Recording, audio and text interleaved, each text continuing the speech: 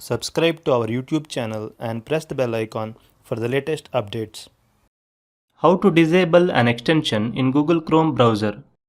Open Google Chrome browser on your computer. As you can see, we have a timer extension installed on our Google Chrome browser. We are not using this extension frequently.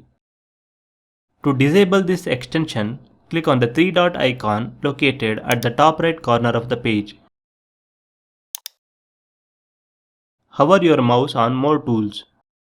Click on Extensions. Here you can find all the extensions installed on your Google Chrome browser.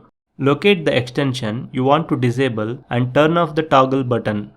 That's it. Selected extension is now disabled.